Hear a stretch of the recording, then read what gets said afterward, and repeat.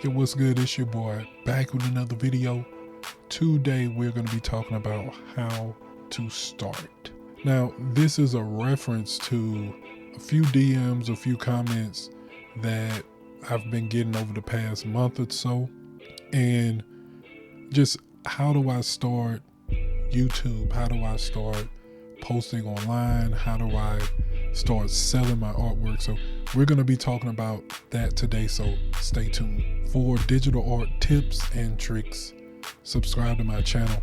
Hit that notification bell so you can be notified when I post videos every single Friday.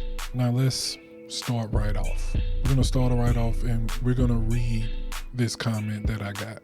It says, "Hi, a few people have told me to start selling my art and posting online. Super scared to do it. Any advice on how to start?" So the simple answer to that question is you just start. And I think everybody knows this, but they don't actually have a plan on how to start. So we're going to be talking about a plan to get you started.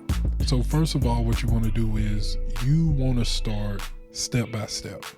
You want to have steps, you want to have small goals. It kind of reminds me of Chinese philosophy of you building up small wins, and then together those small wins make big wins. So it's kind of like winning battles, and then you win so many battles that eventually you win the war.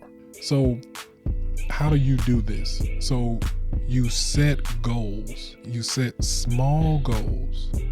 And when you set these goals at first you don't want to set the goals on the actual result of your work. You just want to set a goal of working. And so this right here, this piece of advice that I'm getting ready to tell y'all, I got this from an entrepreneur. I was watching YouTube one day and guy said something. I'm gonna link down the full podcast to it, but he said something. It motivated me. He's a coach, right? And his client was asking him, how do I sell? Like I got this t-shirt line and I'm trying to sell these t-shirts and I can't sell any. Nobody's buying the t-shirts. And the coach said, well, how many people are you asking to buy your product a day? The person selling the t-shirts, he couldn't answer the question. He didn't know because he wasn't asking nobody. He said, okay, this is what I want you to do. I want you to ask 5 people a day to buy your t-shirt. It doesn't matter whether they buy it or not. I want you to ask 5 people a day to buy your t-shirt. And so what this does is this kind of alleviates the fear of going up to somebody, trying to make a sale and do all of this. In the beginning, like you said, I just want you to ask 5 people. This is when you can apply this to small wins together make big wins. And you can apply this by setting goals based on your work and not the result of your work. So you want to do YouTube? I'm gonna upload one video a week. Focus in on making one video a week. And don't worry about how many views you get. You're an artist. I'm gonna do one project a month. Nick Saban calls it the process. We're focusing in on the process, not the actual result, but did we do the process right? Are you doing the work? And so when you do the work, it alleviates a lot of problems that we have. And so then when you come along with these goals, you have traps, right? So you're gonna be trying to start doing this, but there's gonna be like a couple of traps. And one of those traps is over analyzing. Dame Dash was interviewing Van Lathan, and he was telling him, like, because Van Lathan went viral. He was like, look, dude, like, you need to capitalize off this. Like, what are you doing? Are you starting a podcast? Looks like, you know, you're interested. You have a podcast, and Van Lathan like, man, yeah, you know, I'm gonna get a podcast going. You know what I'm saying? I'm just right now, you know, it's not the right time. I'm just, you know, trying to understand the game and stuff like that. And Dame Dash was like, whoa. He said, listen here. He said, ain't no time like now. Like, now is the time. Like, you get in the game and then you learn while you're in the game. And so when I listen to that, I'm like, whoa, okay. So I've been overanalyzing, and I've been doing that for at least a year. I've just been analyzing this stuff for a year, not posting nothing, but just analyzing the rules, what I needed to do, and all of that. So that is a trap that you can get caught up in. And another thing about overanalyzing, overthinking, because I'm naturally a thinker. I can remember back in the college days, I used to play basketball, and you know, we'll have a big game or something like that, and the night before I'll be, you know, kind of up thinking about, you know, okay, you got this person, you know, you can jump high, you know, this person at 3-pointer, like I'm worried about the game, and I'm coming up with all these different scenarios of what could happen, what might happen. And when that ball goes up, when the referee tosses that ball up and you start playing, all of those thoughts, all of that doubt in your head or whatever, that goes away because you're putting in the work, right? So if you're doing the work, you ain't got time to overanalyze everything. You just don't have time because you doing the work, right? So, and then you have another trap when you know, start going and get going, is imposter syndrome, where you think to yourself, like, why does anybody want to listen to what I say? Like, who am I for you to listen to me?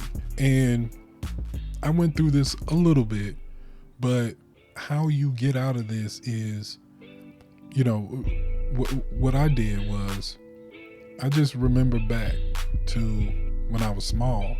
I'm like, man, yeah, I've been drawing since I can remember being on Earth. Who else is qualified, if not you, to talk about art, talk about your journey, talk about some of the things that you learned? But you've been doing this since you was on Earth. So if you can't do it, then nobody can do it, right? So, you know, just think back to your accomplishments, your goal setting, right? Step one, setting goals, small little goals. Go back to your goals and look at those. And then what I believe is like the third step, and this is a crucial step. This is a crucial step to starting and continuing to move forward. Because it's one thing to start, but it's another thing to actually start, get a good pace, and move forward. And that's belief. That's belief in yourself.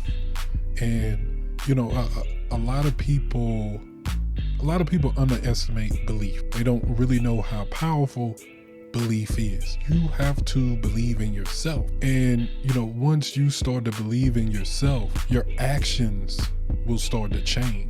When you look at a lot of successful people and, you know, you look at their stories, they believe in themselves. And so they take risk. You know, you ever look at a successful person and you look at their story and they're like, we'll just say Tyler Perry, for example.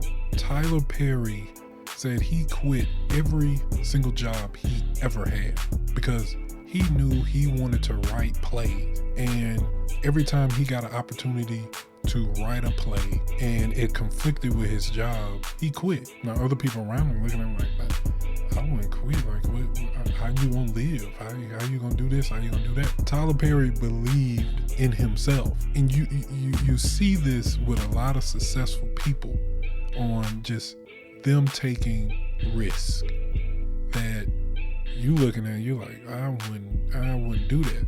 And you wouldn't do that because you don't believe in yourself like that. They believe so strongly in their talents and what they want to be and their dreams that they are willing to give up everything to achieve their goal.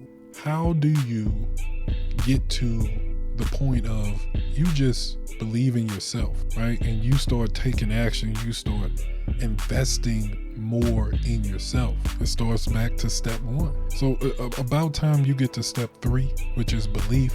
You will collect so many wins, so many small wins. And you just look back at the times where you have won these goals, these little goals. Man, I've been doing videos for a whole year, every single week.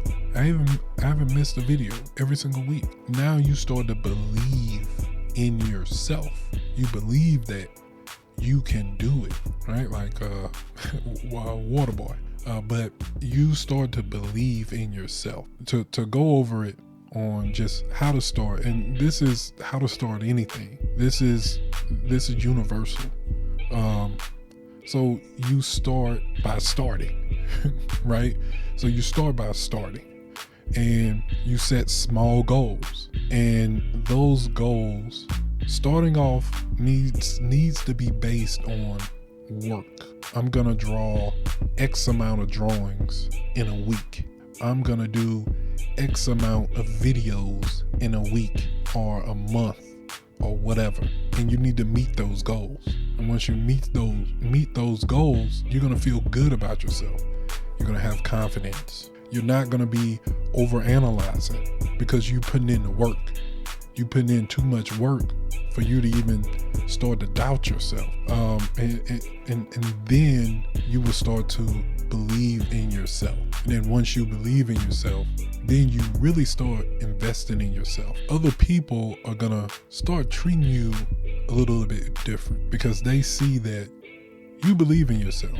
You have that confidence in yourself. And I think the question of the day, those traps, overanalyzing, imposter syndrome, is anybody going through that? Is anybody going through that right now? Put it down in the comments. We'll work it out. We'll see, what we can do to get you out of that trap and get you started with whatever you want to do. So I hope you got some type of value out of this today. If you did, hit that like button, smash that subscribe button, and as always, I'll holler at y'all next time. Believe that.